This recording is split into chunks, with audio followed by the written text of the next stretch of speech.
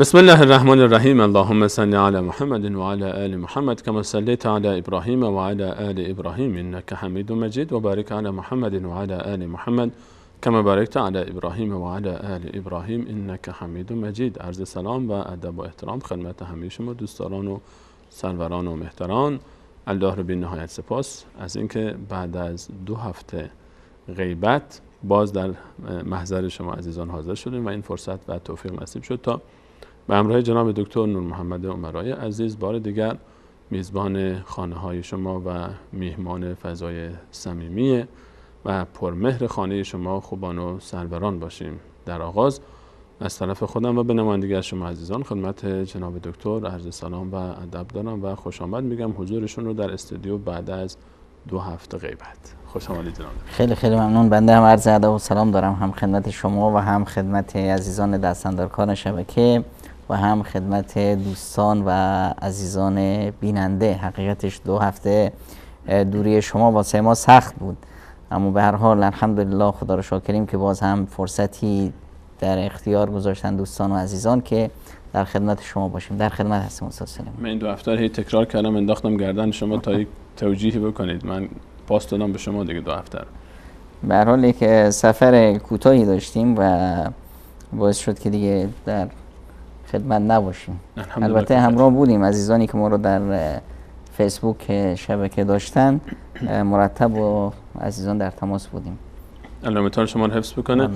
عزیزانی که با ما همراه بودن در برنامه‌های گذشته، ما چند ماهی است درباره موضوع روابط زناشویی صحبت می‌کنیم و زن و شوهر در فضای داخل خانواده. ما از قبل از موضوع ازدواج از خواستگاری بحث را آغاز کردیم و به ازدواج رسیدیم و بعد از ازدواج اولویت‌های اول زندگی و آداب و رسوم و فنون و موارد بسیار مختلفی که نیاز بود تا 2 زوج خوشبخت در فضای زندگی مشترک رعایت بکنن مطرح کردیم و تفصیل درباره هر کدوم از این موارد صحبت شد و بخش‌های مختلفی رو بهش اشاره کردیم و در همین باب موضوعاتی هست که زیاد خوشایند نیست و شاید شنیدنش برای بسیاری از عزیزان اصلا قابل هضم نباشه و به هر حال در فضای کانون پرمهر خانواده که یک فضای مقدس هست و یک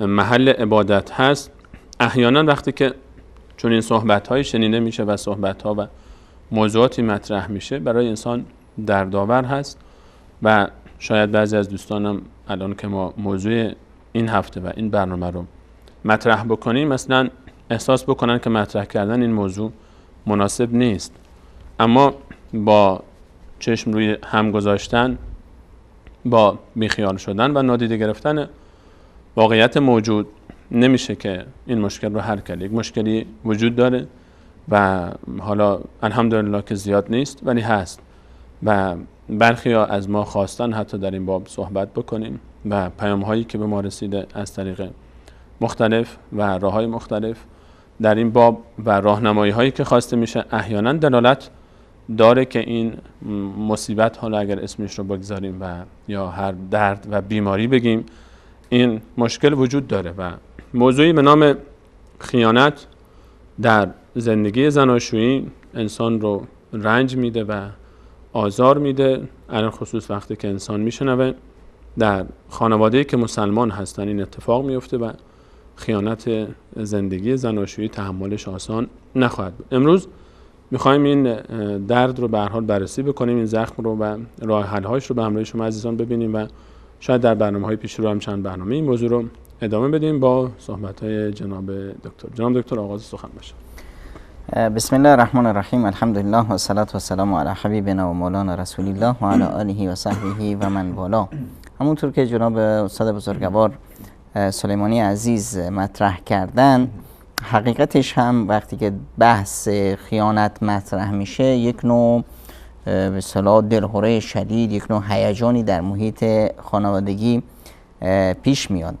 اما من میخوام که با یک دید جدید با این معضله اجتماعی آگاه بشیم و اون اینه که به اصطلاح ما بیشتر موارد ما خودمون رو قاضی قرار میدیم یه موردی رو پیش میاد یا تصور میکنیم که گمانش هست که پیش اومده باشه یا شکی به وجود میاد یا گفتگویی بگو مگویی مطرح میشه و یه احکامی رو ما صادر میکنیم، افرادی رو متهم میکنیم به خیانت، حالا بوده یا نبوده یا به چه صورت بوده. همه اینها ببینید ما قاضی نیستیم و این حکم که به اصطلاح ما بگیم که فلانی خیانت کرده، این حکم رو باید قاضی محکمه صادر کنه که بعد از اون حق داره به اصطلاح یک نوع عقابی، یک نوع بازخواستی، یک نوع چیزی قرار بده. ما باید یه دید دیگه داشته باشیم، به خصوص در محیط خانواده. حالا خیانت مثلا چی هست؟ در محیط خانواده اصلا فضای خانواده واسه چی بنا شد؟ این کلبه اساسش بر اساس خوشبختی هست. مودت و رحمت باید باشه، لتسکنوا الیها باید باشه، یک نوع آرامیشی در اینجا باشه، فضایی پر از محبت و صمیمیت.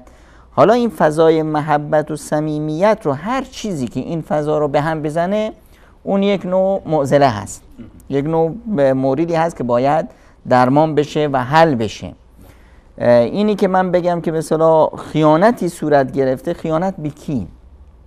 خب اینجا اگر خیانت هست در این فضا، فضایی که وجود این فضا خداوند این اجازه رو داد که ما این فضای خانواده رو به وجود بیاریم، بر مبنای میثاق غلیظی که با خداوند امضا شد این رابطه شروع شد و رابطه محرمیت به وجود اومد.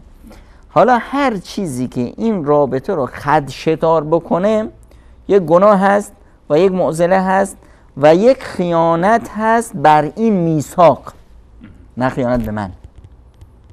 یعنی اینی که به اصطلاح شوهر بگه که همسرش بهش خیانت کرده یا مثلا همسر بگه که شوهرم بهم خیانت کرده، در واقع خیانت به طرف نیست، خیانت به اون میثاقی است که با خداوند امضا شده، یعنی یک گناه بزرگ هست. اگر ما با این خیانت به این صورت برخورد کنیم که شوهر من که عزیز من هست، به اصطلاح غیر از اون من ندارم، محبت و عشقش تو دلم هست، پدر فرزندانم هست، عزت و شرافت من به اون گره خورده، دوچار یک گناه شده، یک گناهی رو مرتکب شده. یک گناهی رو مرتکب شده. بله گناه بزرگی هست، گناه کبیره هست، بازخواستش هم پیش خداوند بزرگ هست و اگر یک قضاوت عادلانه ای می بود و دلیل و ثبوتش ثابت می بود که در دنیا هم بازخواست بسیار سختی داره. بله. خب پس کیفرخواستش خیلی به صورت سخت هست. اما من اینجا نقش من چی هست؟ یعنی به خصوص خانم ها، چون این اصلا این معضله اجتماعی بیشتر آقایون متهم میشن بهش و آقایون درگیرن باشه. به خاطر چی؟ این طبیعت هم هست، این طبیعت به اصطلاح مرد یک طبیعت تعددگراست. بله. مرد بیشتر به دنبال به اصطلاح یک تنوع هست، افراد جدید به اصطلاح میخواد تجربه کنه. بعدش هم چی؟ همین مرد یه مقداری رسیدن به اون شهوتش براش آسونتر هست، چون که اصلا چی میخواد از طرف جدید، از به اصطلاح نفر سوم یک شهوت میخواد فقط. بله. فضای محبت و عشق و اینا نیست. اصلا این حرفایی که هم زده میشه همش مثلا چرنده و کشکه به قول ما. خب زن در مقابل نه. خیانت زن چجوری است؟ خیانت زن در غالب امر خیانت جسمی نیست، خیانت فیزیکی نیست، بیشتر خیانت عاطفی است. چون که زن به اصطلاح اول قلبش رو میبخشه، این قلبه که کم کم اون رو میکشه تا جسدش رو به اصطلاح عرضه کنه. مرد نه، مرد اولین حرفی که میزنه حرف جسد هست، حرف شهوت هست. خب بعد از اینکه شهوتش رو داد، حالا بعداً به قلب میرسه یا نمیرسه که غالبا نمیرسه. یعنی در خیانت‌های به اصطلاح مردا خیلی نادر اتفاق میفته که مثلا مردی با کسی خیانت کرد به اصطلاح یا زنا کرد بعد اون رو دوست داشته باشه یا اون رو قلبش رو به اون بده. امکان نداره. امکانش بسیار نادر هست. مگر یک انسانی به اصطلاح فاسد و اخلاق باشه که به اصطلاح همون طبیعت بشریش، طبیعت مردانگیش طمس شده باشه. چون که ما مرد داریم و مذکر داریم، خب زن داریم و مؤنث داریم. اصلا کلا این حادثه به اصطلاح خیانت وقتی میاد که حتی همون زن طبیعت مردانگی بگیره. خب یا مرد، یعنی چرا طبیعت مردانگی بگیره؟ یعنی یک نوع استقلالی در خودش احساس کنه که من آزادم و میخوام که به اصطلاح چون که فکر میکنه آزاد هست، پس این آزادیشو ثابت کنه اینه که هر تصرف منفی رو انجام بده، پس آزاد هست. وقتی که عقلها کوچیک میشه، وقتی که به اصطلاح دیدهای بسیار ابلهانه میشه، خب طرف میخواد که بگه که آزادم اینه که یک کار منفی بکنم. خب میزنه مثلا بچه وقتی میخواد به اصطلاح هنوز کوچیک از عقلش نمیخوره، میبینه که سنگ میگیره میزنه شیشه همسایه رو میشکنه. چرا این کارو کردی؟ میخواد نشون بده که من هستم، من بزرگ شدم، من آزادی دارم، هر چی دلم بخواد میکنم. این تصور وقتی که میاد در فضای به اصطلاح افرادی که هنوز بلوغ و رشد فکری و عقلی پیدا نکردن، چه زن باشه چه به اصطلاح مرد، حالا عمرش چقدر میخواد باشه. حالا اصلا ما برخی از خیانت ها رو داریم در بیشتر ظهور میکنه در چه فضایی؟ در بعد از 40-50 سال. چرا در 40-50 سال؟ چون که این مثلا دوتا با هم بودن، یه فضای خانوادگی بود، یه بچه‌ای بود که اینها رو مجبور کرده بود به اصطلاح این به اصطلاح پایه بندی به فضای خانواده و رسیدگی به فرزندان، اینا همدیگر رو تحمل کنن. دستمال بسته بود. همدیگر رو تحمل میکردن به خاطر بچه‌ها. حالا بچه‌ها بزرگ شدن، ازدواج کردن، رفتن، تنها شدن، الان میخوان از هم دیگه انتقام بگیرن. خب این همون عقلایی هستن که هنوز به مرحله بلوغ رشدی نرسیدن، بزرگ شدن، عمرشون بالا رفته، اما عقلشون هنوز به اصطلاح دندون عقلشون در نیومده. این حالت هست که به اصطلاح در فضای زندگی زناشویی ما یک حدیث از پیامبر اکرم صلی الله علیه و سلم داریم که میفرمایند الاثم ما حاک فی صدرک و کرهت ان یطلع علیه الناس. گناه اون چیزیه که تو دل شما میاد و شما نمیخواید که دیگران بر اون مطلع باشن.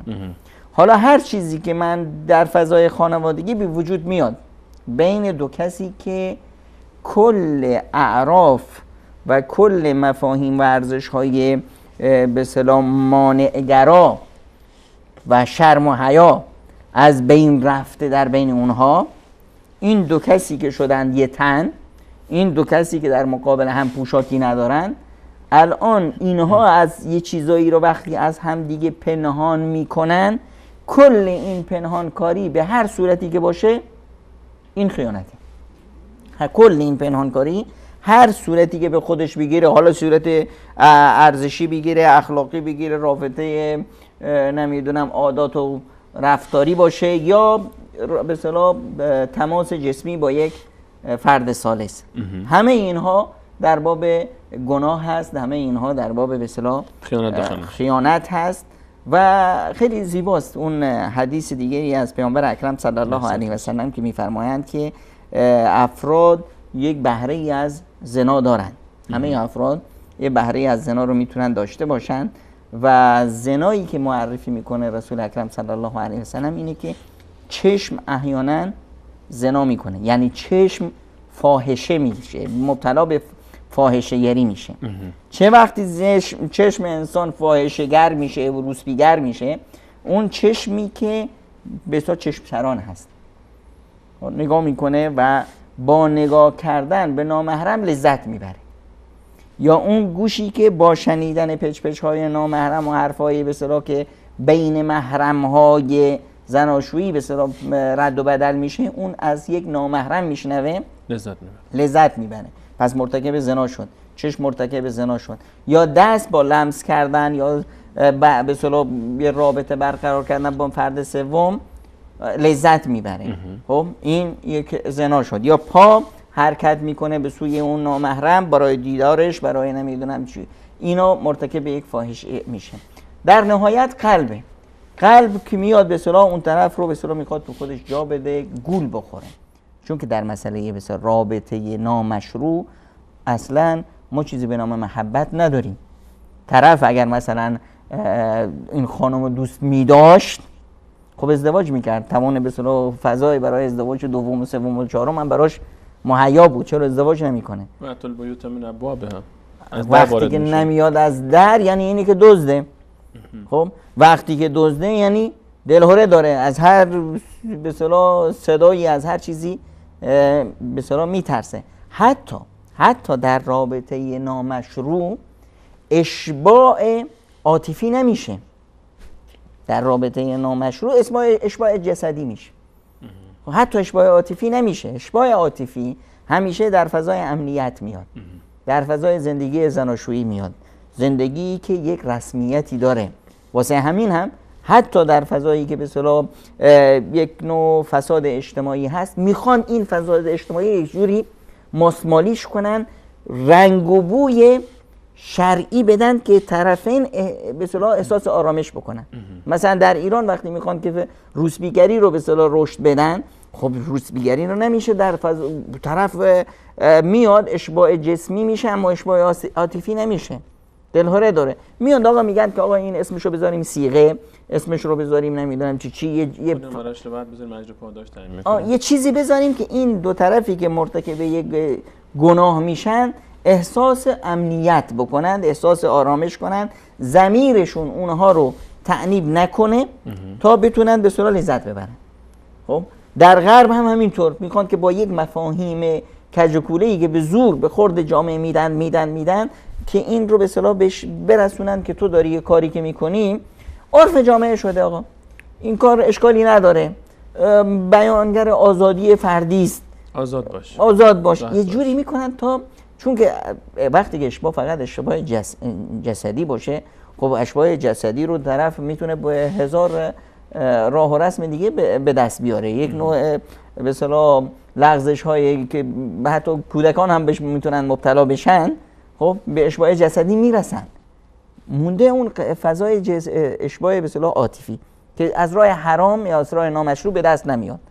اینه که در قضیه به اصطلاح یک فضایی که ما به وجود آوردیم، فضای خانواده، هر چیزی رو نباید باعث به اصطلاح، یعنی حتی اگر خیانتی صورت گرفته که با همون مفهومی که ما در فرهنگ خودمون داریم، یعنی این خیانت به معنای این نیست که این زندگی رو متلاشی کنیم.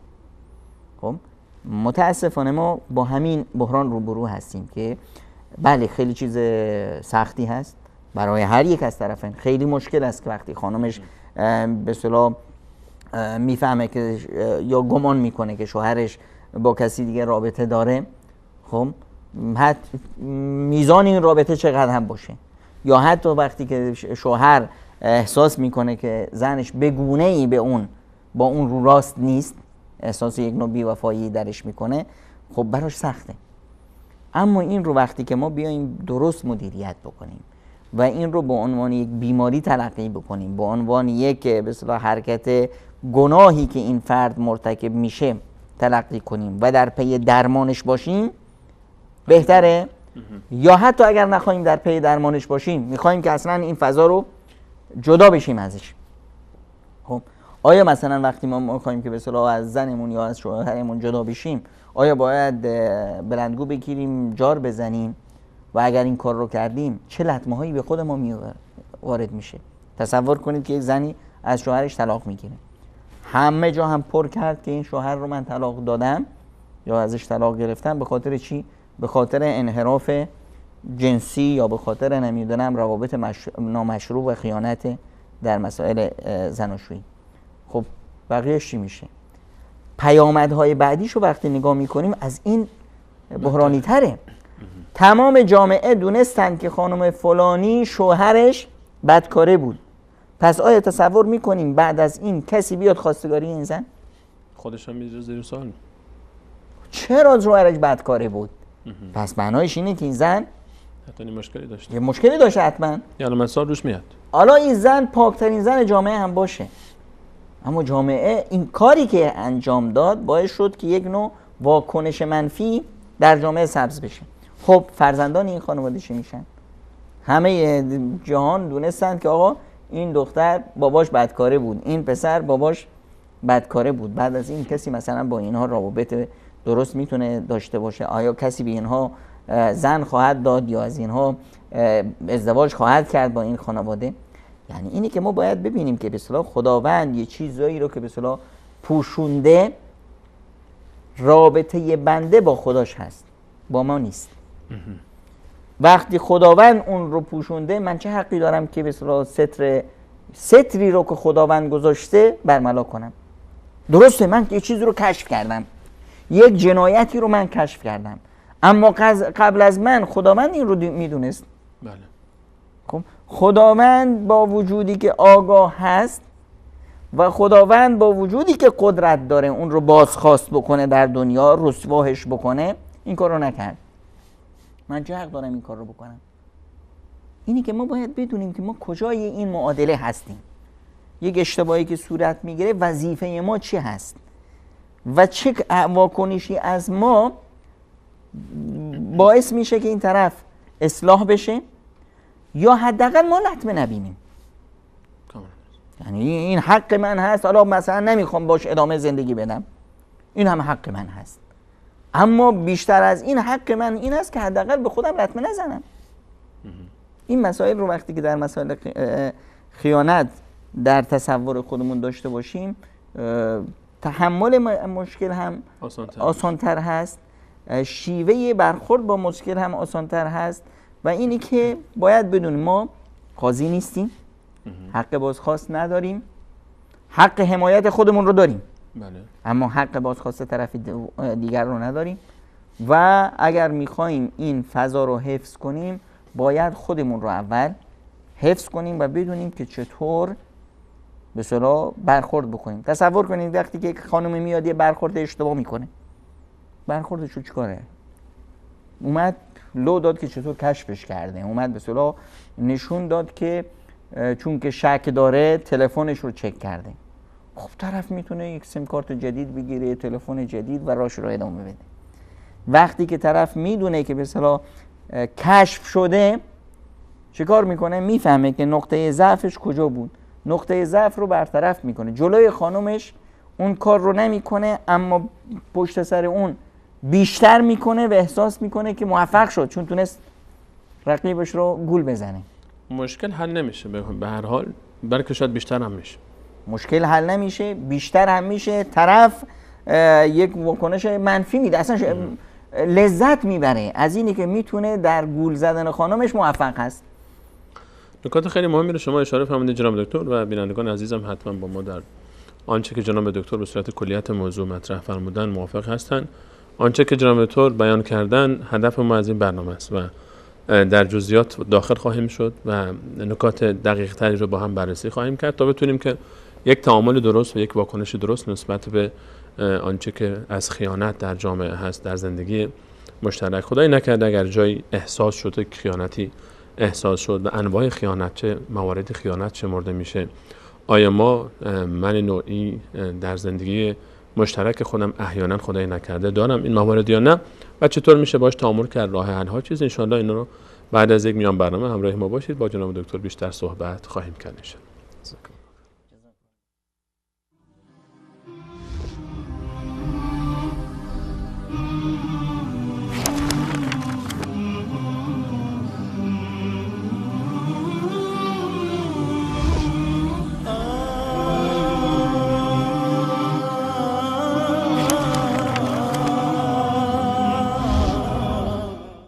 ازدواج موفق.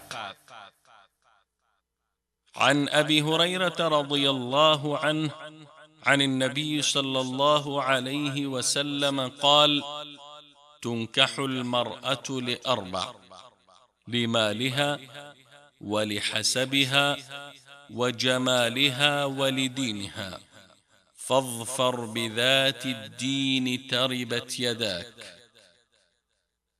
در صحیح بخاری حدیث شماره 5090 و صحیح مسلم حدیث شماره 1466 ابو هریره رضی الله تعالی عنه روایت می کند که پیامبر صلی الله علیه و آله و سلم فرمودند: زن به خاطر 4 چیز نکاح می شود. یکی به خاطر مال و ثروتش، دیگری به خاطر نسب و نجابتش و آن یکی به خاطر زیبایی و جمالش و یا به خاطر دین و ایمانش. پس زن دیندار را انتخاب کن تا سعادت واقعی نصیبت گردد. آداب همسرداری. عن أنس رضي الله عنه قال: من السنة إذا تزوج الرجل البكر على الثيب أقام عندها 7 وقسم، وإذا تزوج الثيب على البكر أقام عندها 3 ثم قسم. در صحیح بخاری حدیث شماره 5214 انس رضی الله تعالی عنه روایت می کند از سنت پیامبر صلی الله علیه و آله و سلم است که وقتی انسان دوشیزه‌ای را بر زن بیوه قبلی خود بگیرد 1 هفته پیش او بماند. بعد از پایان 1 هفته باید وقت خود را بین زن جدید و قدیمش تقسیم کند، ولی اگر زن بیوه‌ای را بر زن دوشیزه قبلی خود بگیرد 3 شب پیش این عروس بیوه باقی بماند و بعداً وقت خود را بین آنان تقسیم کند. عن عطاء رحمه الله قال: حضرنا مع ابن عباس رضي الله عنهما جنازة ميمونة رضي الله عنها بسرف، فقال ابن عباس رضي الله عنهما: هذه زوجة النبي صلى الله عليه وسلم، فإذا رفعتم نعشها فلا تزعزعوها ولا تزلزلوها وارفقوا، فإنه كان عند النبي صلى الله عليه وسلم 9، كان يقسم ل8 ولا يقسم ل1. در صحیح بخاری حدیث شماره 5067 و صحیح مسلم حدیث شماره 1465 عطا رحمه الله نقل می کند با ابن عباس رضی الله تعالی عنهما بر جنازه ام المؤمنین میمونه رضی الله تعالی عنها همسر پیامبر صلی الله علیه و آله و سلم در محلی بین مکه و مدینه به نام سرف حضور داشتیم. ابن عباس رضی الله تعالی عنهما فرمود: وقتی که جنازه او را بلند کردید به آرامی و احترام آن را بلند کنید و آن را تکان ندهید و به احترام و متانت با آن رفتار کنید، همانطوری که در زمان حیاتش نسبت به او احترام می کردید. همانا پیامبر صلی الله علیه و آله و سلم 9 زن در نکاح داشتند که نسبت به 8 نفر از ایشان با نوبت و تقسیم وقت رفتار می کردند، ولی 1 نفر از ایشان نوبت نداشت. ام المؤمنین سوده بنت زمعه رضی الله عنها نوبت خود را به عایشه صدیقه رضی الله تعالی عنها بخشیده بود.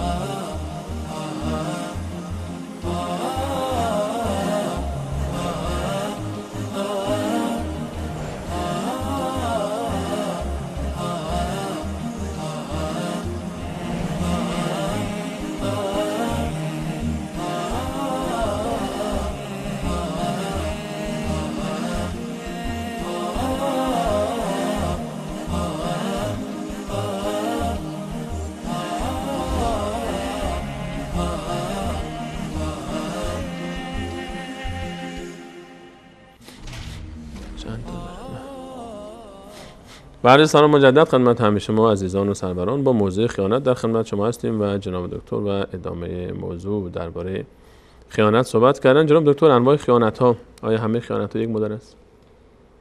در قضیه به اصطلاح زندگی مشترک هر آنچه گفتیم که نباید از محیط خانواده بره بیرون، یا یکی از طرفین خوش نداره، ناراحت میشه، باعث به اصطلاح احساس میکنه که اون محدوده خاص هست، خب این رو تجاوز کردن یک نوع خیانت شمرده میشه در به اصطلاح در عرف خانوادگی، گرچه که این به اصطلاح گفتیم که رابطه بنده است با خداش. بله. اما خب در همین حقوق مشترک یه مسائلی هست که به طرف مقابل برمیخوره. یکی از مهمترین نقطه هایی که به اصطلاح مطرح میشه قضیه فاش کردن روابط خانوادگی است. محیط خانواده یک محیط بسته است، یک قفل بزرگی داره که این قفل کلیدش با 2 تا به اصطلاح بسمه یا با 2 تا اثر انگشت باز میشه، هم شوهر هم زن. یکی از طرفین اگر این رو باز کرد خب خیانت شمرده میشه. کل اون ماجرایی که مشترک هست وقتی که به اصطلاح 2 نفر با هم ازدواج میکنن، خب هندونه باز میشه. خیلی از عادات و رسوم و رفتارها و سلوک بود که قبلا یا با هم آشنا نبودن، متوجه نبودن، الان رو شد. زن یا مرد دونست که مثلا شوهرش یا همسرش فلان عادت بد رو داره، فلان نمیدونم وقتی عصبانی میشه چون اینو چنان میگه یا زبانش بده یا فلان حرکتش زشته، یک عیبی درش میبینه. خلاص یک عیبی به هر گونه عیب خلقتی باشه یا عیب اخلاقی باشه، خلقی یا خلقی، هر چه باشه این رو حق نداره طرف دیگه در هیچ جا ذکر کنه، مگر موردی که یک نوع بیماری هست و با اتفاق هم در پی درمانش باشن. درمان بیماری پیش پدر و مادر نیست، پیش خواهر برادران نیست، پیش متخصص هست، پیش دوست و آشنا هر کسی نیست، تو مجالس نیست، نقل مجلس نیست. اینا کلن اینا به اصطلاح خیانت شمرده میشه. اینی که مثلا حتی اگر زن یا شوهر یه جایی نشسته است، غیبت همسرش میشه، بد و بیرای اون گفته میشه، یه جوری از اون کاسته میشه، بعدش گفته میشه، اینه که نباید اونجا سکوت کنه، باید دفاع کنه، باید دفاع کنه، چون که این دیگه حریم مشترک شد. برای اینکه هست اون عیب‌ها و موارد، اگر هست خب هست، به اونا چی؟ زن منه این عیب رو داره، به شما چی؟ تو این مجلس چرا این مطرح بشه؟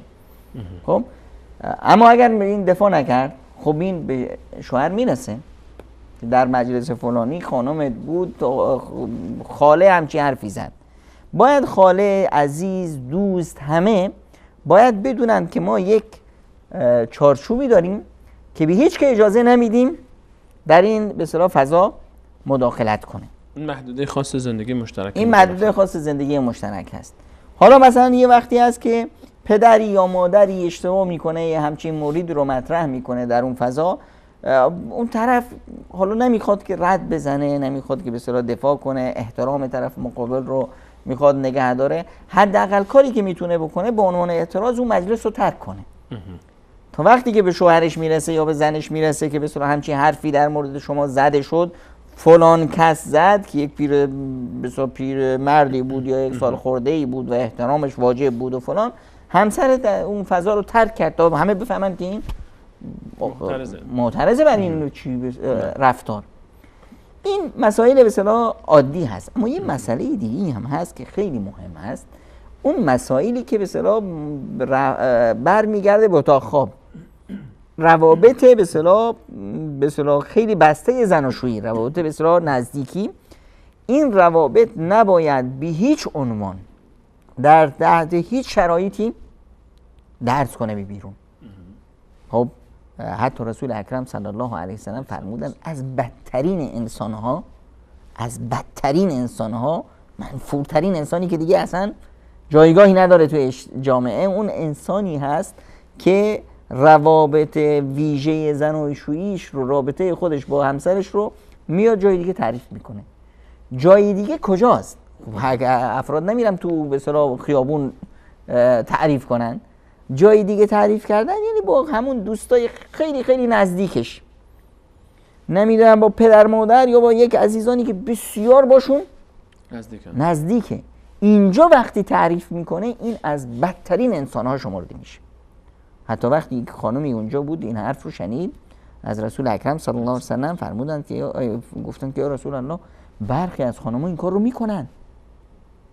پیامبر اکرم صلی الله علیه و سلم فرمودند این افرادی که این کار رو میکنن اینها مثالشون مثال اون 2 انسان فاحشه‌ای هست که دیگه در فحش و در همه چی به مرحله‌ای از به اصطلاح رفتن فاقد کل ارزش‌های اخلاقی هستند که در سر خیابون میان با هم جمع میشن. تا این حد به اصطلاح مثل 2 الاغی که سر خیابون رو هم سوارن. اینقدر این کار زشته. کجا تعریف کردن؟ در اون فضای بسیار بسیار خودمونی، بسیار دوستای به اصطلاح عزیز و نزدیک. چرا؟ چون که تو دهن هر یکی از این دوستا 32 تا دندان هست و یه زبان. یعنی این زبانه و این دندونا همه خبر شدن. حالا که شما اون چیزی که متعلق به شما بود و شما وظیفه حمایت و حفظ اون رو داشتید حفظ نکردید، حالا چه انتظار دارید از دیگران؟ حتی جناب دکتر اگر مواردی باشه که برمیگرده به ضعف جنسی و دوباره راه حل باشن، مثلا ضعف جنسی هست. ضعف جنسی یک بیماری هست و یک عیب هست. خب حالا در زن باشه یا در مرد. و یک مسئله ای هست که مشکل ساز هست در قضیه به اصطلاح زندگی مشترک. اصلا چرا طرف ازدواج کرد؟ خب یکی از مواردی که به اصطلاح باعث شد انگیزه آفرین برای ازدواج همین قضیه مسائل جنسی بود. الان این خب میتونه فضای خانوادگی رو بحرانی کنه. اینجاست که باید طرفین به همدیگه بفهمونند که این یک بیماری هست و هر بیماری درمان داره و از ساده ترین بیماری های انسان بیماری هایی که هست که متعلق هست به اصطلاح اعضای تناسلی و مجاری به اصطلاح تناسلی انسان. میرن پیش متخصص، رک و پوسکنده قضیه رو متخصص به اصطلاح مطرح میکنن و درمان میشه. رفتن پیش متخصص، پیش یک نمیدونم پزشک، خب حقتون هر یک از طرفین هست. اما اینی که بیان به اصطلاح تو خیابون مطرحش کنن، تو بین مردم مطرحش کنن، بین عزیزترین افراد مطرحش کنن، این دیگه تجاوز اون به اصطلاح مرزبندی های اخلاقی است. وقتی شما رفتید برای خیلی دوست عزیزی مطرح کردید، خب شما همونطور که اون برای شما عزیز بود، اون دوست عزیزتون یه 3-4 تا دوست عزیزتر از شما یا مثل شما رو داره. بعد هر یکی از اونها دوستای عزیز دارن. خب تو شهر میپیچه که فلانی مشکل جنسی داره. خب ببین چقدر روی روحیه اون فرد لطمه میذاره، چقدر روی به اصطلاح به هر حال این مسائلی هست. به خصوص این مسائلی هست که مجالس خوششون میاد که افراد روی این مسائل به حرف بزنن. از وقتی از دهن شما در رفت، حالا دیگه ببین که کلاغش به کجا میرسه. فقط یه روز به اصطلاح از 9 ماه ازدواج این طرفین که بگذره و بچه نیاد، ببین که چه علم چنگه‌ای به اصطلاح به پا میشه. هر جا که یک کسی میرسه باز از باب دلسوزی، آقای فلانی یه دکتر خوب سراغ دارم، خب چی خبره؟ شنیدم که شما مشکل جنسی دارید، نمیدونم فلان. ببین که به اصطلاح چه آبروریزی میتونه داشته باشه. همه این مسائل یه محدودیتی داره که نباید به اصطلاح تجاوز بشه، پخش بشه. هر گونه پخش شدن این خبرها نوعی خیانت در رابطه زناشویی تلقی میشه، چون که باعث میشه که این رابطه لطمه ببینه. هر چیزی که باعث میشه رابطه زندگی مشترک تضعیف بشه یا لطمه ببینه، این یه نوع خیانت هست. پس اولین مورد رو اشاره فرمودید که فاش کردن اسرار زندگی زناشویی، عیب‌هایی که احیانا هست، نقاط ضعفی که هست، یا حتی بعضی وقتا عیب نیست، آنچه که در فضای داخل چارچوب به هر حال زندگی مشترک در داخل خانه اتفاق میفته، مخصوصا از رابطه جنسی بین دو طرف، این موارد خط سرخن. بله. بهش پخش نشه. غیر از این مورد یک مورد دیگه هست که این زیاد مطرح نمیشه، چون که مثلا عموما وقتی که خانواده تشکل پیدا میکنه هم مرد هم زن هدفشون پربار کردن این خانواده است، رشد اقتصادی این خانواده است، استقرار این خانه است. بله.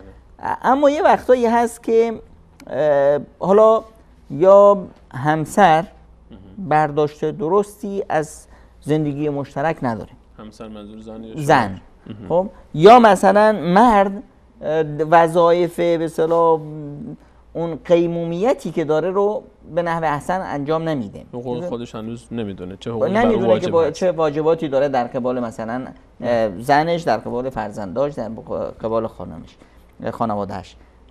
مثلا قضای اقتصادی، قضای اقتصادی خب وظیفه مرده، عموما وظیفه مرده که به صلاح به خانواده برسه. بله. ما یحتاج خانواده رو برطرف کنه، نیازهای اقتصادی خانواده رو تأمین کنه. بر حتی دستور الله تعالی است و علی المولود له رزقهن و کسوتهن بالمعروف. خب الان این قضیه به اصطلاح ادای معروف رو نمیکنه یا میکنه و همسرش یه برداشت دیگه داره یا همسرش یه نوع دلسوزی های بیموردی داره. خب مثلا خب هر خواهری برادرش رو دوست داره، خانواده خودش رو دوست داره. ازدواج به این معنا نیست که از کل خانواده رو زد انداخت دور. خب برادرش یک مضیقه اقتصادی هست، این بیاد مثلا از مال شوهرش بگیره بدون اجازه اون، بدون به اصطلاح مطرح کردن قضیه با اون، مثلا به برادرش کمک کنه، به یکی از خویشاش کمک کنه، به یکی از درماندگان کمک کنه. کمک کردن خوبه، رسیدن به بی‌نمایان خوبه، اما این به این معنا نیست که خونه خودت رو ویران کنی که میخوام خونه دیگری رو آباد کنن. خب در قضیه مسائل اقتصادی اینی که هم به اصطلاح خانم بیاد و تصرف نادرستی بکنه در به اصطلاح ثروتی که شوهرش جون میکنه به خاطر یک هدفی، خب چرا شوهر کار میکنه؟ حالا هدفی داره، برنامه‌ای داره برای ذخیره‌ای برای خودش گذاشته، اعتماد کرده به همسرش بیاد تصرف نادرست بکنه، این یه نوع خیانته و باعث تیره شدن روابط میشه. این مسائل مثلا مسائل مادیات، همیشه المال و البنون زینت الحیات الدنیا یک نوع جایگاهی داره. حالا طرف هر چقدر درویش مآب باشه، هر چقدر مثلا از دنیا بریده باشه، باز هم اون دسترنجشه، به هر حال زحمتی کشیده برای یک هدفی. خب حالا این هدف در ذهن اون اولاتره، میخواد که مثلا یه مبلغی جمع کنه یه خونه‌ای بخره، میخواد یه مبلغی جمع کنه، آقا یه عزیزی داره میخواد که مثلا برای درمان اون این مبلغ رو استفاده کنه. خانم میاد میبینه که نه، این مبلغ به اصطلاح اگر ما بدیم فلانی محتاج تره، خب بیا با شوهرت بشین قضیه رو مطرح کن. این فکری که ما داریم که به اصطلاح 2 سال بعد صاحب خونه بشیم، اما قبل از 2 سال بعد این بنده خدا همسایه‌مون الان میندازنش بیرون از خونه، کرایه خونه نداره، چطوره که به اصطلاح صدقه خیراتی بهشون بدین فلان. یک گونه تفاهم وقتی مطرح میشه، باید در زندگی شناسایی این قضایای تفاهم همه باید خیلی پررنگ باشه. در هر کوچیک و بزرگی با هم اتفاق کنند، با هم مشوره کنند، چرا که این به اصطلاح نشون میده که اینها با هم دوختن، اینها به هم نزدیکن، این اعتماد به نفس رو بالا میبره، روابط رو صمیمیتر میکنه. اما وقتی که یک زنی اومد تصرف بیجایی کرد، این پول مال خودمه، منم تو این خونه زحمت میکشم، خب یه اجتهاداتی این چنینی کرد، حتی اگر مثلا کارمند خودش، زن کارمنده به معنای این نیست که به اصطلاح اون درآمدی که داره مال خودش هست، این حسب اتفاق هست. یعنی اینی که به اصطلاح درسته زحمت میکشه، پول از خودش هست، درسته، اما این پول رو حسب اتفاق اولیه که آقا من با شما ازدواج میکنم به این شرط که من کار میکنم، درآمدی که به دست میارم مال خودمه، هر جور دلم بخواد تصرف میکنم. بله. این اتفاق هست. اما اگر غیر از این اتفاق بود و طرف قبول نکرد، این زحمتی که زن میکشه، این کاری که زن میکنه یعنی چی؟ یعنی مقداری از امنیت خانواده رو به هم میریزه. این وقتی که باید صرف خدمت به خانه و خانواده میشد، وقت مشترک طرفین هست، این رو شما گرفتید رفتید کار میکنید که در مقابل این حقوقی که میگیرید بریزید وسط تا این خانه پررنگتر بشه. شوهر هم قبول کرده. بله. شوهر قبول کرده که یه چیزی از حقش رو بگذره. این حق مشترک هست، این زندگی مشترک هست. اینجا منیت ها تموم شد. حالا من قبول کردم که همسرم کار کنه. یعنی قبول کردم که کار کنه یعنی چی؟ یعنی خیلی از موارد رو من متحمل میشم. وقتی که اون نیست من باید خونه را اداره کنم. یعنی در نبود اون شوهر هم مادر هم پدر. در بازگشت اون خب خستگی هست، خیلی از حقوق رو شوهر داره تحمل میکنه. خب بعدش چی؟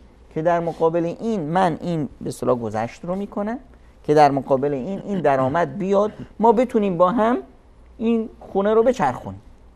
این الان زن حق نداره که خب مال خودمه، میخوام بدم به بابام، میخوام بدم نمیدونم داداش میخواد که ماشین بخره میخوام کمکش کنم، خواهرم مریضه میخواد که به اصطلاح عمل کنه من میخوام کمکش کنم. نه، اینجا باید این مسئله مطرح بشه و با هم اتفاق بکنن که بله به فلانی کمک کنیم.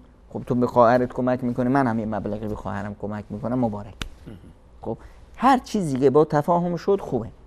اما اگر نه، زن اومد تصرفاتی کرد یا حتی مرد، خب مرد هم باید تصرفاتی که میکنه مال خودش هست. در مقابل خانواده مسئولیت هایی داره، فراتر از این مسئولیت ها حقشه.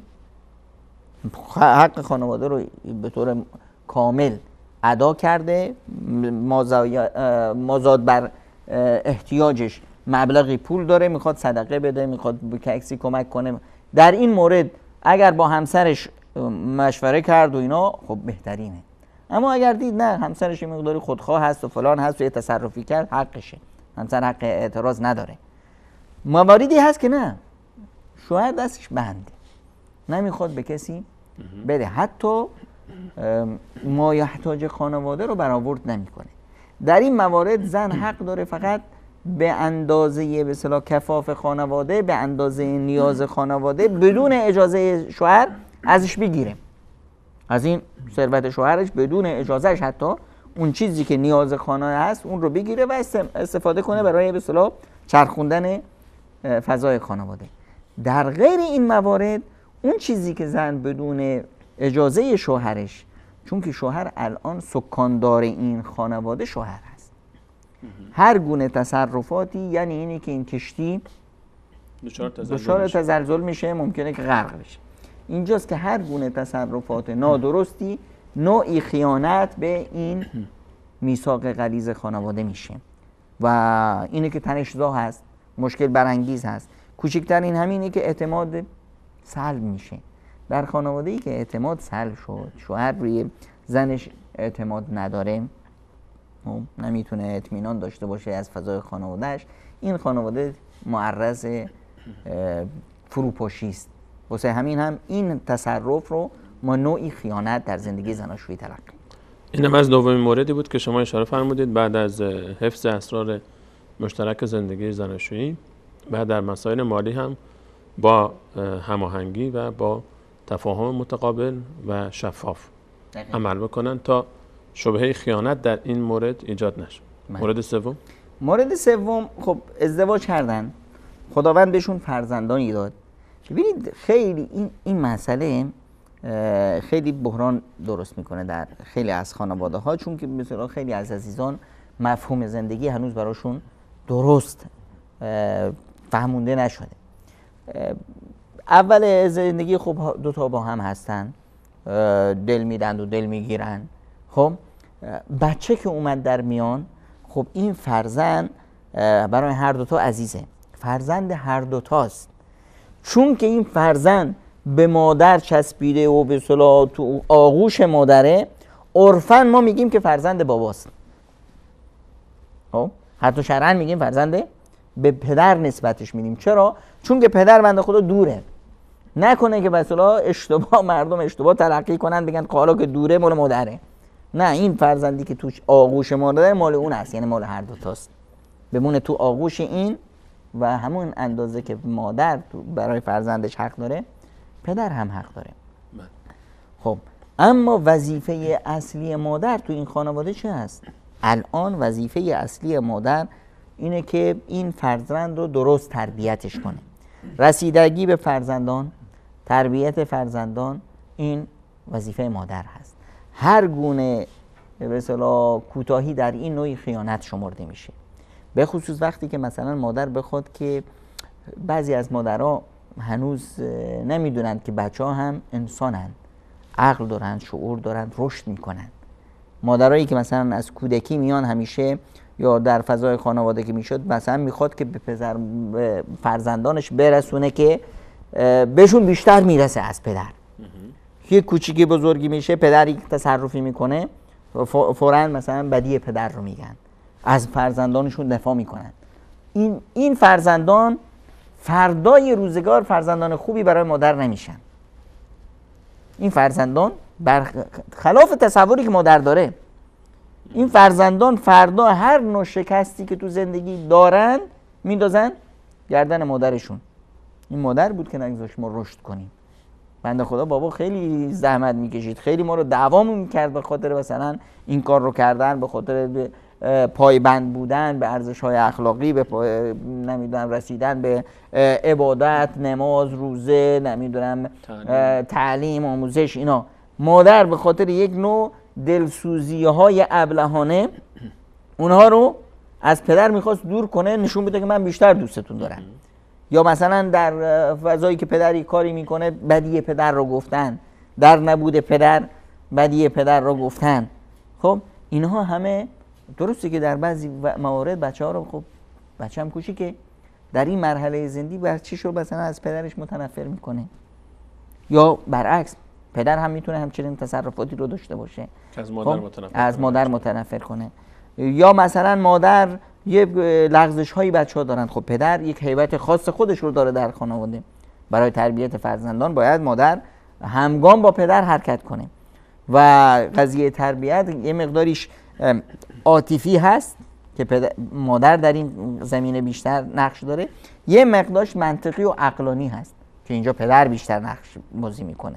اینه که پدر هیبت خاص خودش رو داره، مادر اون هیبت رو نداره. مادر باید از این هیبت پدر استفاده کنه در فضایی که مثلا فرزند یک نوع لغزشی دچار یک اشتباهی شد، مادر بیاد بگه که من به پدر نمیگم. خب مخفی کنه. این خب چی میشه؟ این بچه منحرف میشه، انحراف اخلاقی پیدا میکنه، انحراف جنسی پیدا میکنه، نمیدونم روابط نامشروع این بر اون بر میگیره، نمیدونم فلان، هزار یک مورد. همه اینها اگر مادر درست رفتار نکرد، این نوعی خیانت در مسائل زناشویی میشه، نوعی خیانت به زندگی زناشویی است. این یک رابطه هست، این رابطه مبنای زندگی زناشویی یکی از اهدافش همین فرزندان بودن. حالا این فرزندان رو ضایع کردن، خب باعث میشه که پدر دیگه خب از خانه و از خانواده و از زنش زده بشه. یا مادر همچنین، وقتی پدر مثلا بچه رو بگیره و به راه انحراف بکشونه، خود پدر چون که یک معضله اجتماعی داره، یک معضله اخلاقی داره، فرزند رو ازش استفاده ابزاری وقتی بکنه، خب اینجا وظیفه مادر هست که این فضا رو کنترل کنه. یک نوع همکاری و همگامی با هم تا این به اصطلاح قضیه فرزندان معضله آفرین نشه. هر گونه لغزشی در این زمینه نوعی خیانت شمرده میشه. خیلی ممنون جناب دکتر. اگه اجازه بدید به همراه شما بینندگان عزیز میام برنامه ببینیم. منم گلوی تازه کنم. من از همه شما عزیزان پوزش می‌طلبم از اینکه صدای من شما رو اذیت میکنه در این برنامه. به هر حال اگه گفتم که اگر نیایم که به هر حال برنامه القا خواهد شد، با وجود این شما عزیزان حتما تحمل خواهید کرد صدای سرماخورده بنده رو. جناب دکتر سه بخش رو اشاره فرمودن، نکاتی که شاید ما خیلی‌ها از اول که شروع کردیم موضوع برنامه رو به عنوان خیانت در زندگی زناشویی اصلا شاید گمانش هم نمی‌کردیم که این موارد هم در خیانت داخل بشه. خیانت در پخش اسرار زندگی زناشویی، خیانت در مباحث مالی و اقتصادی در بین زن و شوهر و خیانت در تربیت فرزندان.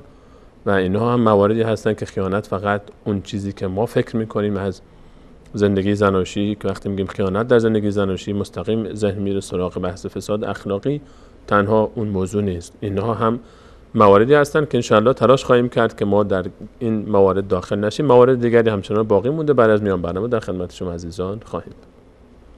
جزاکم الله خیر.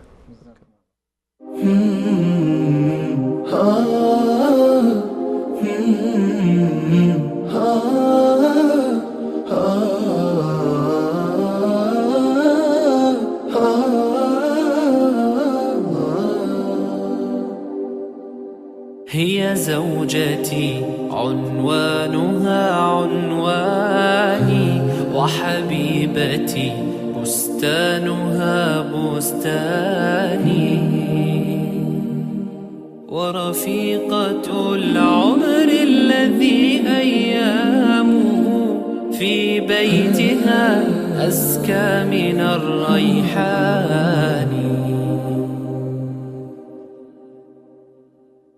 هي زوجتي عنوانها عنواني وحبيبتي بستانها بستاني ورفيقة العمر الذي أيامه في بيتها أزكى من الريحان هي أم أبنائي وروضة مهجتي وشريكتي في الفرح والأحزان هي من إذا مل الفؤاد رأيتها زهرا جديدا يانع الألوان وإذا اشتكيت من الصعاب وجدتها سهلا مريحا لين الأركان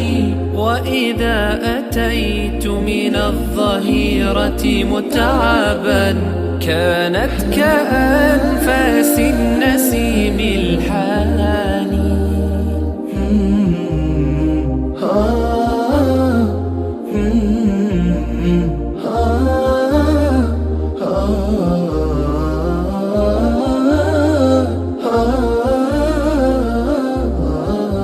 في وجهها أمل وملء عيونها هي نعمة الرحمن يا إخواني نمشي على درب السلام وفي يدي يدها فتشعرني بكل أماني في وجهها أمل وملء عيونها هي نعمة الرحمن يا إخواني نمشي على درب السلام وفي يدي يدها فتشعرني بكل أماني هي أم أبنائي وروضة مهجتي وشريكتي في الفرح والأحزان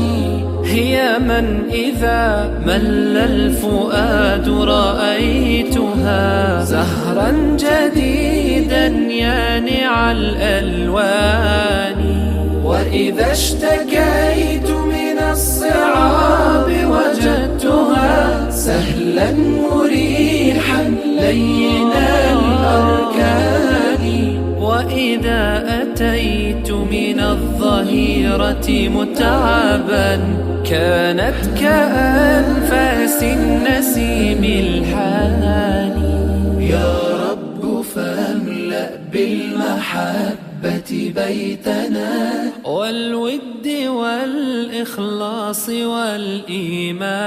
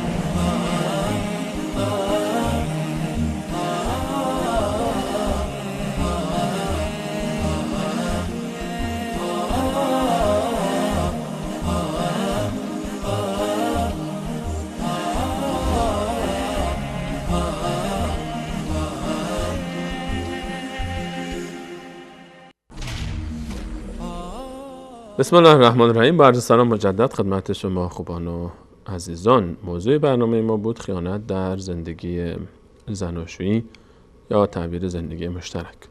جناب دکتر اشاره کردن به چند موضوع که اینها جزء موارد خیانت حساب میشه در زندگی مشترک و موضوعاتی به مانند پخش اسرار و نشر اسرار زندگی مشترک بین دو همسر، هر عیبی که در خلقت یا اخلاق خلقی یا خلقی در یکی از دو همسر هست، این رو بیرون نشر کردن و پخشش کردن و نقل محفل کردن، ولو به نزدیکترین افراد و دوستان و عزیزان و آشنایان و خویشاوندان. و موضوع دوم بحث مالی بود و تعامل ما در بحث مالی و اقتصادی و رابطه همسرها در این باب. و موضوع سوم بحث تربیت فرزندان و اینکه پنهان کاری صورت نگیره و یکی از همسرها فرزندان رو بر علیه نفر دیگر نشورونه و تحریک نکنه. به هر حال این پدر و اون هم مادر دیگه، بالاخره فرزندان این وسط از هر دو جدا نمیشن. هرگز نمیشه فرزندی رو جدا کرد از پدرش و یا از مادرش، ولو اینکه پدر و مادر هم از هم جدا بشن، اما این فرزند به هر دو بسته است و تحریک فرزند بر علیه یکی از والدینش از طرف یکی دیگه هیچ سودی نخواهد داشت. جناب دکتر موارد دیگر رو در خدمت شما هستم. من میخوام که این آخر برنامه همه این مواردی که به اصطلاح میخوایم که مطرح کنیم که اون چیزی که بیشتر عزیزان الان منتظرش هستن، اون قسمت از خیانت‌های زناشویی است که جنبه به اصطلاح اخلاقی و ارزش خانواده رو کلاً منهار میکنه، از بین میبره هست. غالبا این یه نوع به اصطلاح لغزش رفتاری است، یک نوع بیماری است که بنا به دلایلی، حالا طرف مثلا معتاد هست به چشم چرانی یا به فیلم های مستهجن و اینها رو تماشا میکنه، یا فضایی که توش هست یک فضای آلوده هست، فضایی هست که توش اختلاط زیاد هست، حالا محیط کار هست یا محیط آموزشی هست یا هر چه هست، یا دوستایی که باشون رفتار داره و نشست و برخاست داره، اونها انسان‌های به اصطلاح بیماری هستند و انسان‌های نادرستی هستند. به هر حال این همه اینها باعث میشه که یک نوع تصوراتی در فرد ایجاد بشه. بعضی از افراد به خاطر به اصطلاح همین دیدن مثلا فیلم‌های مستهجن در فکرش، حالا چه زن باشه چه مرد، تو فکرش یک تصور از یک عنصر خارق‌العاده‌ای که مثلا میتونه شوهر یا همسر اون باشه وجود میاد. که چرا؟ چون عموما ما باطن خودمون رو، زندگی خودمون رو، ریز درشت زندگی خودمون رو که میبینیم، عیب و ایرادهای خودمون رو میبینیم. در زندگی دیگران ما ظاهر رو میبینیم، از پشت صحنه خبر نداریم که چه خبره. این ظاهر زندگی دیگران رو با باطن زندگی خودمون قیاس میکنیم، اینجاست که دچار اشتباه میشیم. خب فکر میکنیم چون که مثلا ما تو خونمون دعوا و مرافع داریم، دیگران که به به و چه چه میکنند که تو خونه ما وقتی جایی میبینیم ایشون و فلان چقدر خوبن با هم، فکر میکنیم که باطنشون همینه. یا مثلا در فضایی که اختلاط هست، طرف مثلا همه چیز خانمش رو میبینه، اما وقتی که به اصطلاح جای دیگه هست، زنای دیگه رو فقط چیاشون میبینه؟ ظاهرشون رو، که این ظاهر هم پشت سرش 2 ساعت مثلا چتکه دستشون بوده و خودشون رو رنگ میکردن.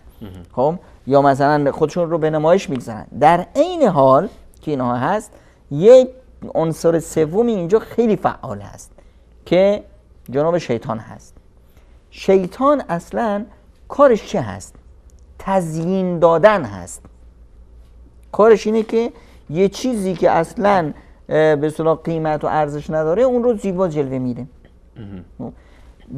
زیبا جلوه دادن کار به اصطلاح، کاری که به اصطلاح چیا میکنن؟ همین شرکت‌های نمیدونم تبلیغاتی میکنن. شما میرید یه جایی میبینید که خیلی جای بدی هست، میخواید خونه بگیرید، نه بابا اینجا جای خونه گرفتن نیست. طرف میاد 1 ساعت فقط واسه شما مدح همین مثالی میزنن که آقای مولانا نصرالدین یک الاغی داشت میخواست بفروشه، هر جا میرفت هر کاری میکرد کسی نمیخرید. بعدش یه داد به دلالی که آقا همین الاغه رو زحمتش رو بکش این قدم بهت میدن. خب دید که این دلاله آورده الاغ و تو خیابون داره جار میزنه و مردم ریختن. حالا چی؟ این میگه 200، اون میگه نه 400، این میگه فلان. خب و مولانا نصرالدین از دور صدا رو میشنید، چه الاغی؟ گفت اون الاغ من که درد نمیخورد برم پس اینو بخرم. خب یکی گفت آقا 1000. مولا از اونجا داد زد 2000. خب یعنی دیگه همه موندن که این کیه که باز از کجا پیدا شد. خب دیگه الاغ خودمه. گرفتش، بازم گرفتش، به دلاله پولش رو داد. گفت من نمیدونستم که این همه ارزش داره، مزایا داره و من خبر نداشتم. ما در قضایای به اصطلاح خودمون همین حالت رو داریم. خیلی از مزایا هست، خیلی از خوبی ها هست در زندگی مشترک، ما اینا رو نمیبینیم. چرا؟ اصلا پیامبر اکرم صلی الله علیه و سلم ما میفرمایند که الجنة حفت بالمکاره، بهشت چقدر خوبه، اما این راه بهشت همش سختیه. ما اون خوبی های بهشت رو وقتی که این سختی ها رو میبینیم احیانا از یادمون میره. در مقابل چی؟ جهنم آتش سوزان هست، بدبختیه، فلاکته، اما حفت به شهوات، پر دور و برش همش شهوت ها و اینا هستن.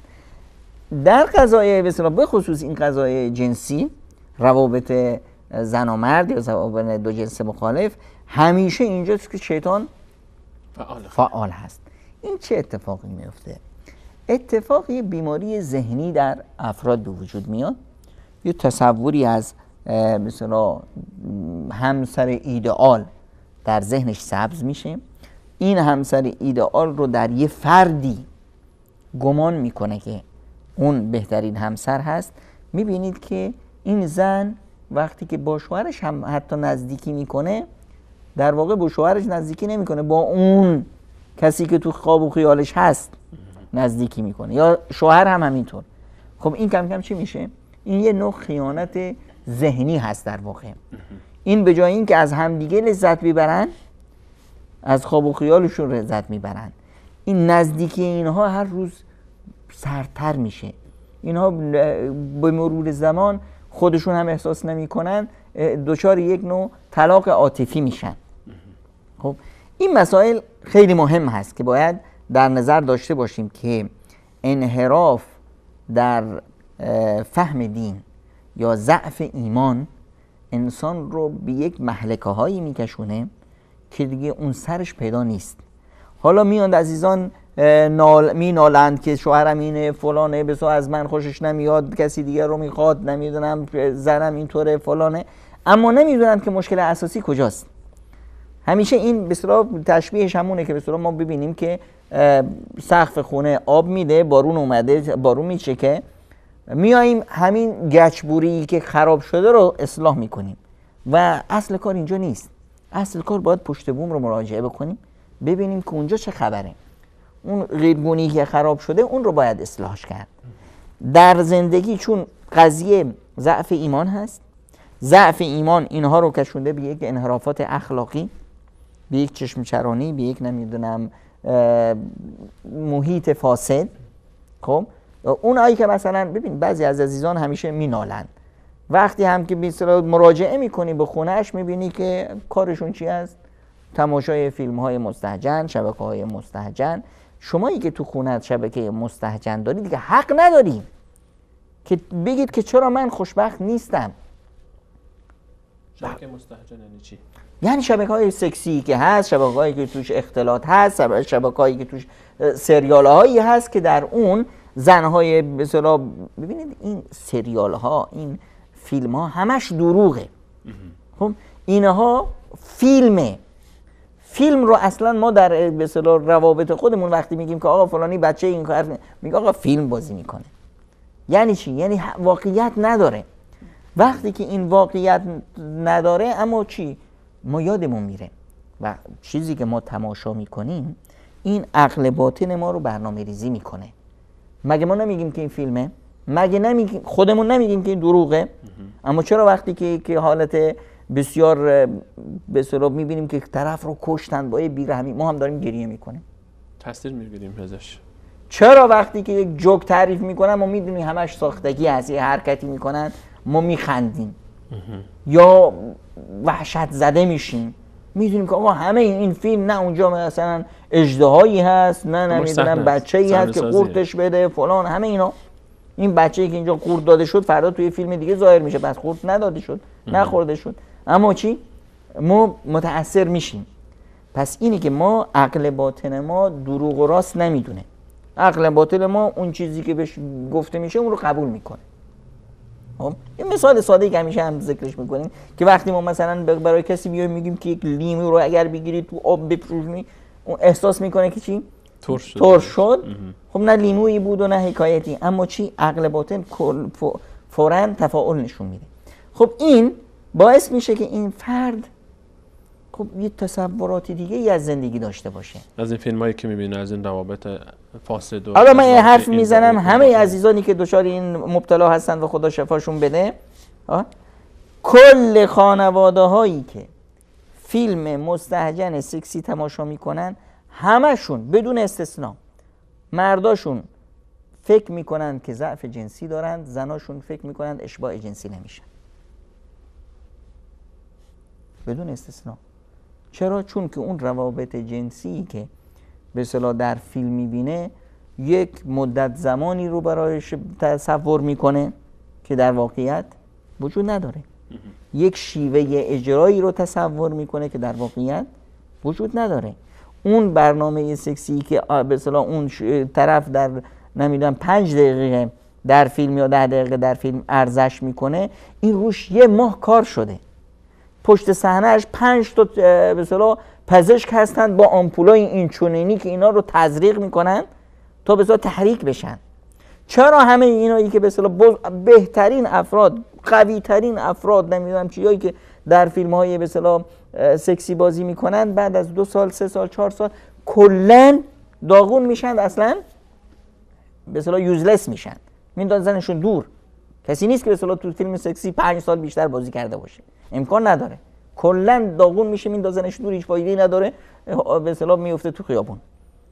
خب پس این همه اینا فیلم هست، چون که این تصورات آهامی براش به وجود اومد، احساس میکنه که ضعف جنسی داره. خب این ضعف جنسی، شوهرش ضعف جنسی داره، خودش ضعف جنسی داره، روابط تیره میشه، اوهام ساخته میشه، بعد خیال میکنه که فلانی این مشکل رو نداره، چون که مال خودش رو تجربه کرده. مال دیگه ای که ترجمه نکرده و قد و هیکل و شکلشون رو میبینه، فکر میکنه که این مشکل رو نداره. یه نوع وابستگی ذهنی به اون پیدا میکنه، یک نوع وابستگی عاطفی پیدا میکنه. الان بعد مرحله میشه چی؟ مرحله اینترنتی، که این مرحله اینترنت میاد دیگه، چتینگ شروع میشه. خب ببینید چت شروع میشه، هر زنی که با یه نامحرم چت کرد، این دچار خیانت زناشویی هست. چرا؟ چون که زن ابتداعاً قلبش رو میده و هر زنی که با کسی چت کرد به این معنا نیست که بهش جسمش رو میده. یعنی برای همینه که به اصطلاح مرد در به اصطلاح معرض اینه، در خطر اینه که به اصطلاح لغزش جنسیش به حد به اصطلاح رابطه جنسی برسه و خیانت به اصطلاح زناشوییش خیلی زیاد است. اما در زن اینطور نیست. زنها غالباً به همون چتینگ، به همون نمیدونم بوسه های که توی چت هست به اونا اکتفا میکنن. زیاد باز رابطهشون به فضا اگر پیدا کنن، به خصوص مثلا فضایی در خونه هایی که اختلاط زیاد هست، رفت آمد نامحرم زیاد هست، عزیزانی که این فضا رو در خانواده هاشون دارن، دیگه خیلی احمقانه است که ما یک کسی رو بندازیم تو دریا بهش میگیم مواظب باش تر نشی. ما خیلی وقتا این کارو میکنیم. تو خونمون به اصطلاح فیلم مستهجن هست، تو خونمون رفت و آمدهای نامحرم هست، تو خونمون مرزبندی های ارزش های اخلاقی نیست، تو خونمون حجاب و اینا نیست. بعدش میگیم که چرا مثلا فلان تو این خونه فلان فرد دچار انحراف شد. دیگه ما این حقو نداریم. وقتی کسی رو انداختی تو دریا دیگه حق نداری بگی چرا تر شدی. خب بس راه حل چی است؟ راه حل این است که این فضای ایمانی رو اینجا به وجود بیار، این فضای به اصطلاح انحراف رو از اینجا برچین. اگر جناب دکتر کسی بگه خب منو به زور دادن، من شوهر من نمیخواد، یا شوهر بگه من زنم منو درک نمیکنه، ما هم دیگه رو نمیفهمیم، اصلا میخوایم طلاق بگیریم، ولی خب فضا اجازه نمیده به خاطر آبروی خانواده، به خاطر آبروی خودمون و حالا تحمل میکنیم هم دیگه رو، ولی فلانی منو میخواد، من میخوام باش ازدواج بکنم، هدفمون ازدواجه. اینها آیا میتونه که یک توجیه باشه؟ آیا این خیانت حساب نمیشه الان رابطه با این توجیه، یک رابطه با یک شخص ثالث، حالا چه مرد چه زنش، آیا این میتونه این حکایت رو از خیانت خارج بکنه چون نیت ازدواج هست، چون من واقعا درکم میکنه، چون من تجربهش کردم، چون ببینید اشتباه رو هیچ چیز توجیه نمیکنه. اینی که من بیام بگم که من درکم میکنه، چطور درکت میکنه؟ خب شما ببینید اینی که دوستش دارم، دوستم داره، عشق بهش میورزم، عشق، ما قبلا بارها هم گفتیم که عشق بعد از شناخت ساخته میشه، بعد از به اصطلاح بدبستون ساخته میشه. عشق در فضای فقط و فقط عشق در فضای ازدواج به وجود میاد. قبل از اون وهم عشق هست، قبل از اون سراب هست، قبل از اون یک نوع تمایل به وجود میاد، در هر جا به وجود میاد، با هر جنس مخالفی این تمایل به وجود میاد. خب این کشش مغناطیس دیگه، بیشتر یه جایی قوی‌تر، یه جایی ضعیف‌تر هست. دو تا قطب مخالف، دو قطب مخالفن هم دیگه رو میکشن و اینجا هم فضا هست که شیطان این رو به اصطلاح به وجود میاره. اما اینی که مثلا من نمیخواستم به زور دادن، اینا همش چرته. یعنی چطور نمیخواستن به زور دادن؟ اومدن دهنت رو، مثل بچه بودی که دهنت رو به زور باز کردن، دارو گذاشتن تو دهنت؟ نه خیر، درسته یک اهرم‌های فشاری بود، پدر و مادر یک فشارهایی رو آوردن، نمیدونم محیط یک فشارهایی رو آورد، شاید با شما اصلا مشوره نکردن، محیط مثلا فرهنگ اون جامعه اینطور بود، اما در نهایت کی ازدواج کرد؟ در نهایت شما بودید که دست دادید به دست طرف دیگر، شما بودید که امضا کردید بر چی؟ بر میثاق غلیظ. عهد و پیمان شما با خدا چی رفت؟ عهد و پیمان شما با خدا این بود که طرف این زن رو من خوشبختش میکنم.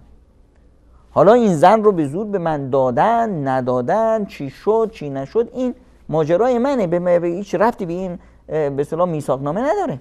خب یکی میگه من خوشبختش کردم، من با رابطه همسرم من مشکلی ندارم، ولی رابطه‌شم خوبه، حقشم پرداخت میکنم، اما میخوام یک رابطه دیگه هم داشته باشه. میخواد یک رابطه دیگه داشته باشه بر مبنای چی؟ این الان یک محیطی رو شما اینجا دارید، حق ندارید. ببینید ما احیانا یه تصورات بسیار احمقانه‌ای داریم، هم خانم‌ها هم آقایون. تصور کنید این فرد یه خانه‌ای داره، زندگی داره، مشکل هم نداره. اگر بخواد یه ازدواج دیگه بکنه، بله، چه علم شنگه‌ای به راه میندازن؟ چرا؟ این رو یه خیانت، بله این در عرف یک به اصطلاح ازدواج این یک خیانت محسوب میشه که آقا این خیانت کرد. اما اینجا اگر همین فرد بیاد با یک فرد رابطه نامشروع داشته باشه، برای زن تحملش آسان‌تر هست. این یه نوع بیماری هست.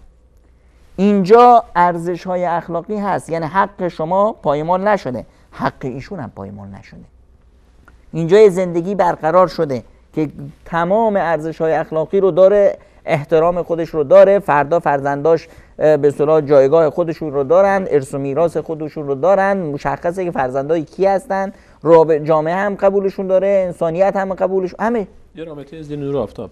اینجا هم یه رابطه دیگه هست زیر نور آفتاب، اینجا هم حقوقی هست، ارزش‌هایی هست، خانواده‌ای هست، فامیلی هست، همه خوشند و باشند. خب این برای ما تحملش سخته، اما اگه مثلا یک نوع انحرافی باشه اون رو تحملش آسان‌تر هست. خب این در اینجا در این ازدواج نامشروع نه حقی برای اون زن هست، اون زن فقط و فقط حکم یک به اصطلاح آله شهوتی رو داره برای اشباع شهوت غریزه مرد، هیچ حقوقی نداره. فرزندانی که اینجا باشن کلا انکار میشن، حقوقی ندارن. جامعه اینجا لطمه دیده، خنجری است که جامعه رو پاره کرده و یک فسادی رو در جامعه به وجود آورده که اگر این فساد نور افتاد روش، شناخته شد، یه علم شنگه‌های دیگه ای میتونه به بار بیاره. این رو ما احیانا کمتر مثلا روش زوم میکنیم و این رو کمتر میبینیم. در حال این برمیگرده به چی؟ به یک نوع خللی که در افراد هست. اگر رابطه فقط در حد صحبت باشه و گفتگو باشه و یه چتی باشه و فقط در حد همین بحث به رابطه جسمی و جنسی نکشه، آیا این هم خیانت حساب میشه؟ همین رابطه چت، آیا مثلا اون طرف این چت رو جلوی همه انجام میده؟ نه. هر چیزی که محاق فی صدر، هر چیزی که تو دل آدم بیاد، تو دل آدم بیاد، اجرا هنوز نشده و نمیخوایم که دیگران بدونن، این گناه است. خب هر این رابطه برای چی این رابطه چون که پیامدهای بعدیش خیلی منکر است. ببینید ما یک حکم قانونی داریم که آقا شراب حرامه. چرا حرامه؟ چون عقل انسان رو میبره. یک کمکش هم عقل انسان رو میبره، یک کیلوش لیترش هم میبره. پس این کم هم حرامه چون که زیادش مشکل ساز هست. اینجا هر گونه رابطه نامشروع، حالا به صورت چت باشه، به صورت ابراز علاقه باشه، به صورت اینی که با یک کس نامحرم درد دل کردن باشه. یه زنی که مثلا میاد با یه مردی آشنا شد تو چت، فقط میخواد باش درد دل بکنه، نمیدونم آرزوهاش رو باش مطرح میکنه، احساس میکنه که در این درد دل داره باش آروم میشه. این همینی که هر چیزی که باعث میشه که از یک طرف سومی یه نوع لذتی ببره، یه نوع آرامیشی پیدا کنه، یک نوع به اصطلاح رابطه به اصطلاح بیگانگی رو یک مقدار کمرنگ تر کنه، کل اینا خیانت هست. حالا چه به صورت چت باشه، چه به صورت نمیدونم تلفن باشه، تلفن میگیزنه جواب تلفن میده. خب میبینیم که بعضیا فقط با چی؟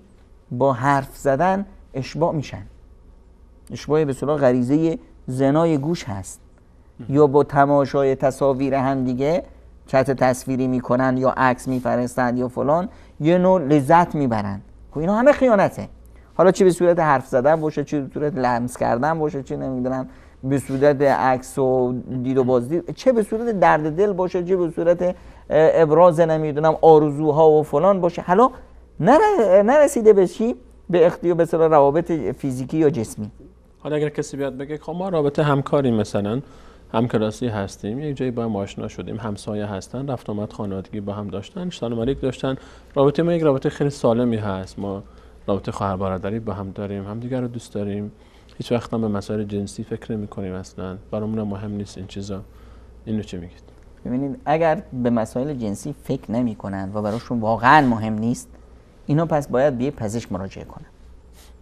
اینا مریض امکان نداره شما بیایید دو قطب یکی به اصطلاح بگید آقا این آهن رو باز، این قطب منفیشه، این قطب موضوع، ببین همدیگه رو جذب نمی‌کنن، پس این آهن رو نیست. این رو باید برید به اصطلاح ببینید که مشکل این آهن رو چی است. قدرتش رو از دست داده.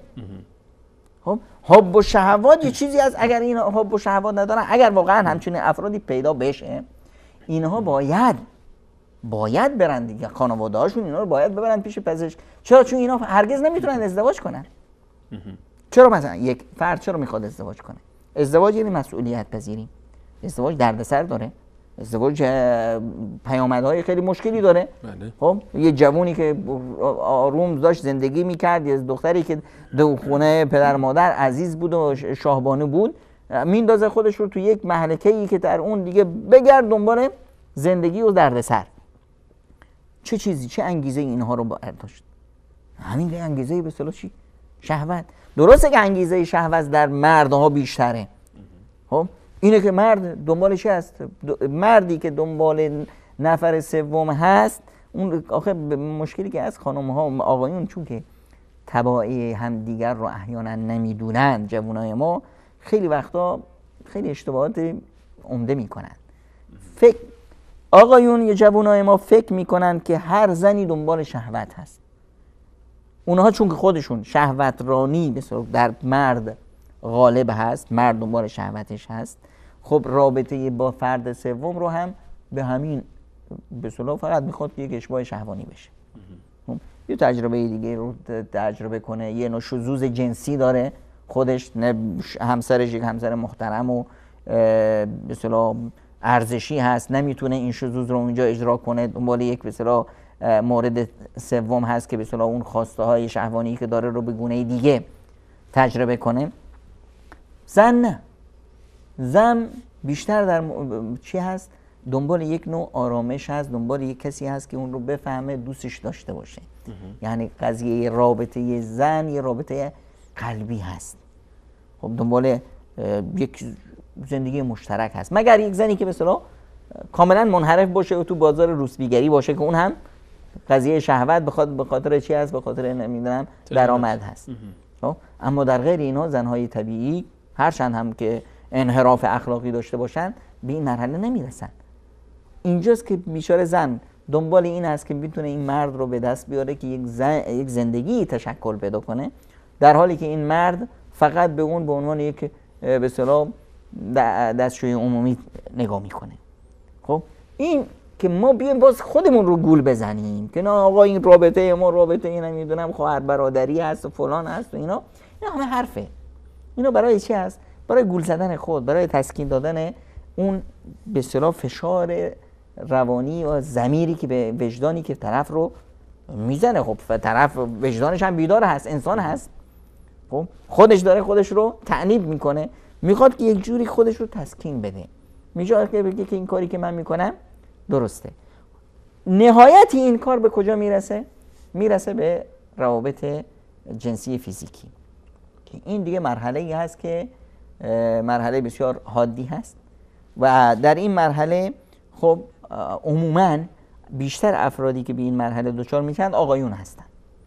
خب در این فضا چیزی که مطرح میشه مدیریت یک بحران هست. خانمی که به این نتیجه رسیده یا دونست که شوهرش مثلا یک انحراف به اصطلاح خیانت زناشویی داره و به این مرحله رسیده، یعنی یک رابطه جنسی ناسالم داره، یک رابطه جنسی ناسالم داره. حالا ببینید این خانم چقدر در یک مضیقه هست.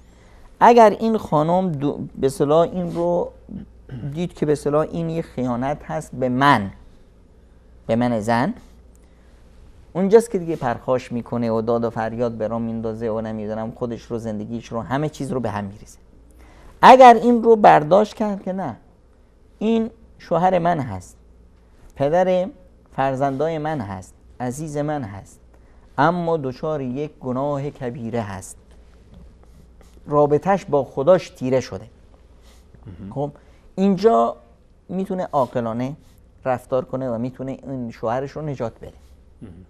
اولا حق نداره که مثلا این رو فاش کنه، چون اگر فاش کنه قانونا اونجا قانونی باشه و قاضی باشه، اینجا کی مجرم شناخته میشه؟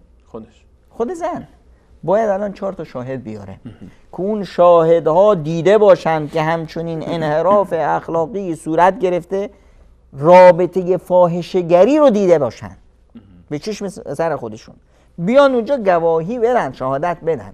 یعنی اینکه خودش بیاد شهادت بده که من دیدم، 4 بارم قسم بخوره، بار 5م بگه لعنت بر من اگر این دروغ باشه. این در حالتی هست که میخواد که جدا بشه، این دیگه بعدش هم کلا طلاق دیگه بعدش طلاق کامل هست. خب اما قبل از این یعنی طرف نمیخواد که به اصطلاح شما اینجا باید نگاه کنید که ببینید شوهرت مال تو هست، با عقلش مال تو هست، با قلبش مال تو هست، با عاطفه‌اش مال تو هست، با جنسش هم مال تو هست. با طرف دیگه با چی هست؟ تنها با طرف دیگه با قضای جنسی هست. نه عقلش اونجاست، نه قلبش اونجاست، نه محبت و عشقش اونجاست. امکان نداره وجود داشته باشه. میگه نه اونو دوست داره، عشق میورزه. اگر راست میگفت که عشق میورزه میرفت ازدواج میکرد. مادامی که ازدواج نمیکنه باش، یعنی اینه که عشق وجود نداره، فقط یک به اصطلاح انحراف شهوانی هست که اونجا میره به اصطلاح اون رو خودش رو اشباع میکنه. فقط بیشتر از این هیچ باهایی نداره. اگر میگیم که نمیدونم براش هزینه میکنه فلان میکنه، هزینه میکنه فقط برای شهوتش. اینجا اینی که بگه که دوستش دارم و بهش عشق می‌ورزم، اینو همه به اصطلاح بیهوده است و هیچ واقعیتی نداره. الان این خانم چی باید بکنه؟ وقتمون تمام شده جناب دکتر، 3 دقیقه هم گذشته.